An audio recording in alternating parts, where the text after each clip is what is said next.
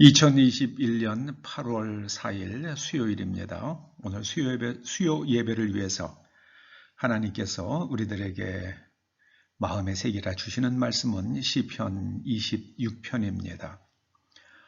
1, 2, 5, 6, 7, 8, 10, 11절을 함께 읽어보시겠습니다. 시작. 내가 나의 완전함에 행하여 싸우며 흔들리지 아니하고 여호와를 의지하여 싸우니 여호와여 나를 판단하소서. 여호와여 나를 살피시고 시험하사 내 뜻과 내 양심을 단련하소서. 내가 행악자의 집회를 미워하오니 악한 자와 같이 앉지 아니하리이다. 내가 주의 제단에 두루다니며 감사의 소리를 들려주고 주의 기이한 일을 말하리이다. 내가 주께서 계신 집과 주의 영광이 머무는 곳을 사랑하오니. 할렐루야. 행악자들은 그들의 손에 사악함이 있고 그들의 오른손에 뇌물이 가득하오나 나는 나의 완전함에 행하오리니 나를 속량하시고 내게 은혜를 베푸소서. 오늘 말씀에 신앙인의 삶의 원칙들, 이런 제목을 붙여보았습니다. 여기 우리가 특별히 주목해야 할 단어는 완전함입니다. 내가 나의 완전함에 행하여 싸우며 1절에 있죠. 그리고 11절에도 나는 나의 완전함에 행하오리니, 이 완전함으로 번역된 이 탐밈, 이 말은요, 영어 성경들은 종종 인테그리티로 번역하기도 합니다. 여러분, 인테그리티를 잘 이해할 수 있는 것 중에 하나가 integrity of vote라는 말이 있어요. integrity of vote, 그 투표의 무결성.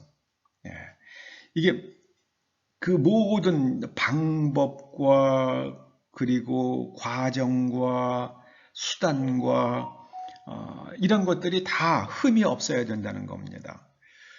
작년에 우리나라 투표할 때에 이 선거의 무결성이 깨졌죠. 선거의 무결성은 그 법이 정한 것과 일치하는 그 모든 수단과 방법과 과정과 개표, 이런 것들이 다 이루어져야 한다는 겁니다. 작년 4.15 총선은 정말 그 무결성이 많이 흔들린 그런 선거였습니다. 작년 11월 달 미국 대통령 선거도 그랬죠. 이 무결성이 흔들렸습니다. 우리의 영혼, 우리의 삶도 이 무결성이 흔들리면, 인테그리티가 깨지면 우리는 겉으로 선을 표방하면서도 마음속에서는 악이 가득할 수 있습니다. 그런 거를 위선이라고 그러죠. 의도는 다른 데 있어요. 그런데 말은 아주 좋은 말들을 합니다. 인테그리티가 없는 거죠. 우리나라, 우리 사회에서 어느 나라든지 비슷합니다만은 이 인테그리티가 없는 삶을 살 위험성이 가장 높은 사람들이 바로 법을 다루는 사람들입니다. 특히 변호사들이요. 변호사들을 가리켜서 흔히 거짓말하는 면허증 있는 사람들, 뭐 그렇게 말하기도 하잖아요. 자기 의뢰인의 이익을 위해서 변호사들이 참 양심에 거리끼는 일들을 뭐 거침없이 합니다. 그 의뢰인을 위해서 하는 게 아니라 의뢰인이 가져오는 돈을 먹기 위해서 그런 거죠. 그래서 저는 오랫동안 그 교회 일에 그 법적인 그 문제를 취급하면서 이 변호사 일이 이게 참 좋은 일이 아니구나. 그 굉장히 필요한 일이지만 변호사의 그 생존 구조가 참으로 좋은 것이 아니구나, 그런 생각을 느낀 적이 있습니다.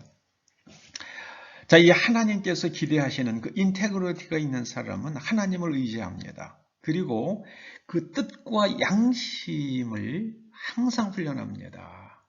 뜻과 양심, 이 뜻으로 번역된 원래 그 히브리어의 말은 콩팥이란 말이에요. 양심은 마음입니다. 컨션스가 아니에요. heart예요. 그러니까 이 마음속 가장 깊은 곳에 있는 욕망, 욕구, 이런 것들을 훈련해야만 합니다. 그런 것들이 순수해져야 돼요. 하나님의 말씀과 어긋나지 않아야만 합니다. 그래서 하나님의 말씀에 완전히 정렬된 내면 구조, 그게 체다카예요. 그게 의예요. 의. 네. 그런 사람은 하나님께 주의 제단, 하나님께 경배하는 그 자리, 제사의 자리나 경배하는 자리에 열심히 찾아다닙니다. 두루 다닙니다. 그리고 감사의 소리를 들려줍니다. 항상 감사의 말을 합니다. 그리고 주의 기이한 일을 말합니다. 하나님께서 베풀어 주신 참으로 신묘하심, 그리고 하나님의 선하심, 자비하심, 그런 것들을 간증합니다. 그리고 하나님의 영광에 머무는 곳을 사랑합니다. 하나님의 영광에 머무는 곳, 하나님만 할 수 있는 일이 행해지는 것을 하나님의 영광이 나타난다고 그렇게 성경에 표현합니다. 그래서 하나님의 초자연적 권능이 나타나는 곳을 사랑합니다. 그러나 하나님을 믿지 않는 행악자들은 항상 그 생각과 방법이, 삶의 방식이 사악해요. 겉으로는 좋은 말 다 합니다. 그러나 그들은 사악합니다.